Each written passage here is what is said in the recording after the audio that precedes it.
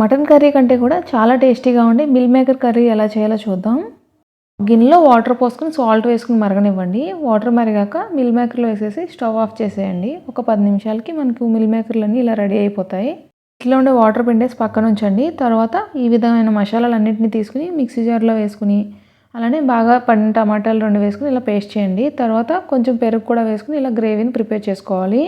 ప్యాన్లో ఆయిల్ వేసుకుని ఉల్లిపాయ ముక్కలు వేసుకుని కొంచెం సాల్ట్ వేసుకుని వేగనివ్వండి. ఉల్లిపాయలు ఇలా గోల్డెన్ బ్రౌన్ కలర్ వచ్చాక ప్రిపేర్ చేసుకున్నటువంటి మసాలాను వేసుకుని ఒక 5 నిమిషాలు వేయించుకోండి. తర్వాత కొంచెం పసుపు కారం కూడా వేసుకుని మిక్స్ చేసుకోండి. ఈ పేస్ట్ అంతా కూడా వేగిపోయాక కొంచెం వాటర్ని పోసుకుని మిక్స్ చేసుకుని మూత పెట్టి లో ఫ్లేమ్లో ఉంచుకుని ఇలా ఆయిల్ పైకి తేలనివ్వండి. ఇలా గ్రేవీ అంతా ఉడికాక మిల్ మేకర్ని కూడా వేసుకుని లో ఫ్లేమ్లో పెట్టుకుని ఇలా బాగా ఉడకనివ్వాలి. మనకు ఈ గ్రేవీ దగ్గరగా వచ్చేసి ఆయిల్ ఇలా పైకి తేలుతున్నప్పుడు స్టవ్ ఆఫ్ చేస్తే మిల్ మేకర్ కర్రీ రెడీ అవుతుంది.